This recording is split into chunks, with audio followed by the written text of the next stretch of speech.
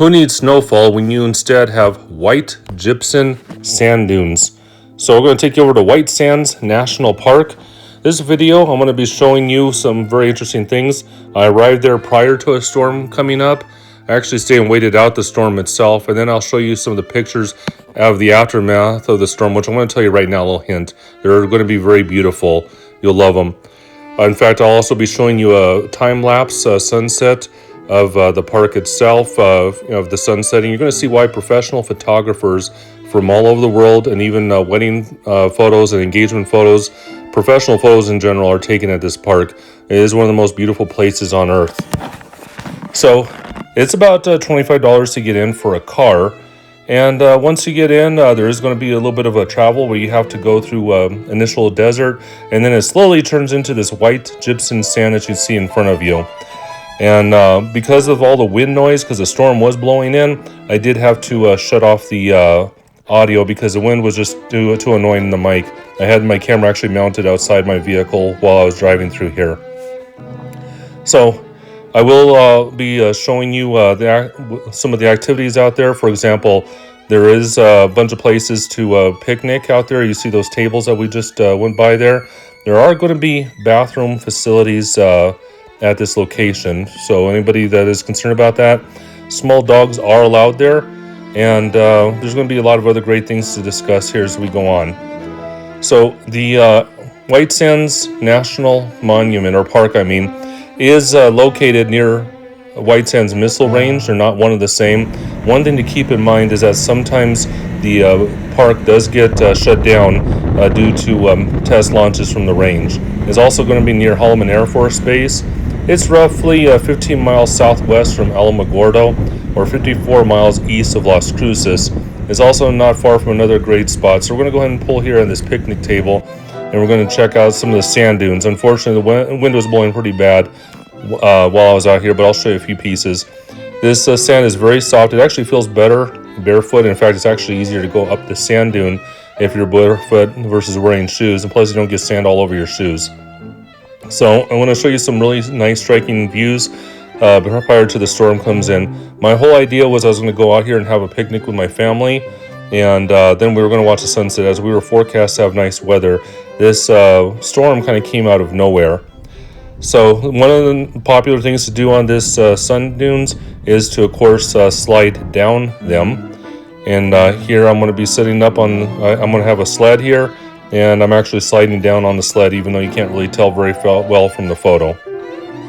Kids love this. In fact, our local schools even do field trips out there sometimes. And it almost looks like the kids are playing the snow with the shorts, depending upon what kind of photographs you're actually using.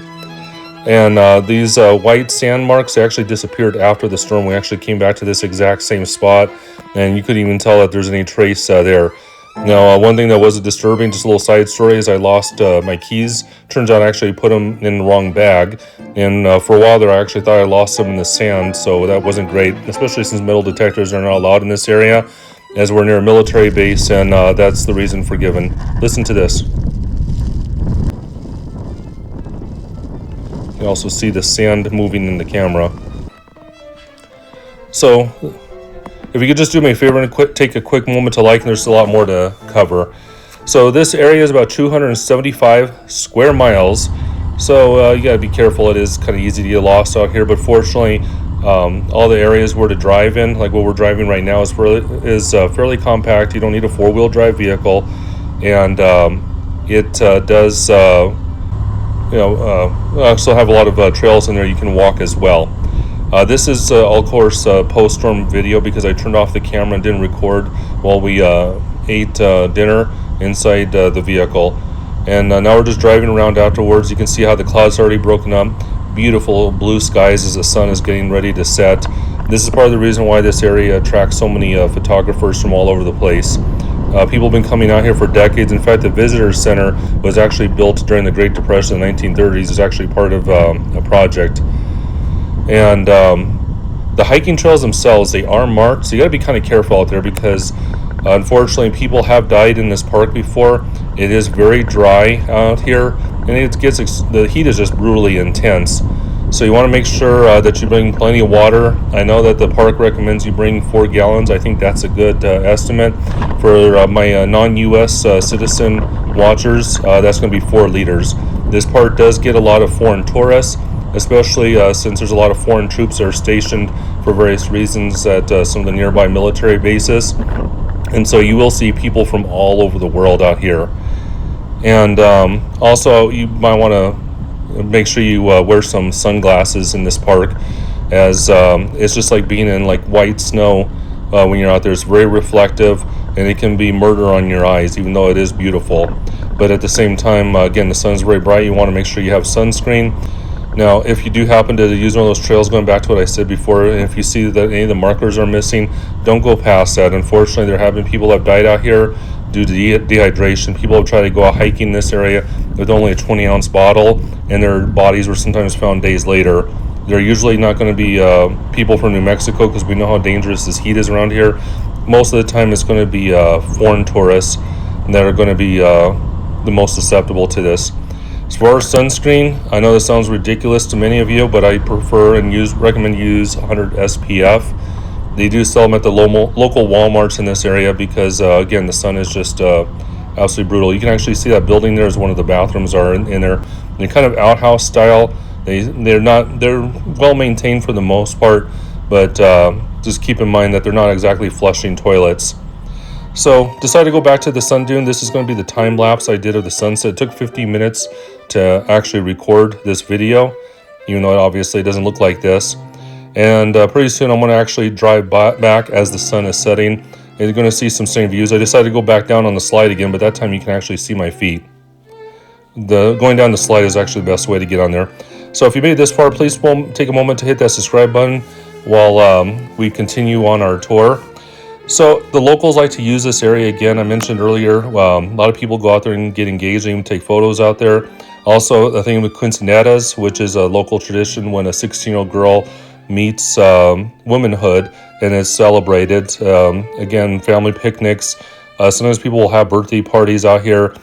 Just all kinds of very festive occasions. The park is open from 7 a.m. and it closes, depending upon what time of year, either right after sunset or about an hour after sunset. It's more during the summertime. It's going to be an hour after. There are professional photographers that like to come out here and take some photos, but if you do anything real major, you may have to check with the park first, anything that may disrupt other guests, because you are required to have a permit as well. The park is just one of the most awesome places that you can visit in New Mexico. It's the largest gypsum site in the world, and you just won't find anything like this. In one sense, it's kind of like having a large beach with no water, or you can also consider it to be snow. You can play in it just like you would snow. One thing to keep in mind, if you start tunneling or burrowing into those sand dunes, that can be a lot of fun, especially if you're little kids. The problem is the sand is very heavy and it can collapse on them, and there is a suffocation danger. So just make sure they don't do that. So do me a favor and go ahead and check out one of these other videos that are showing up in the link. And I hope you all have a wonderful day.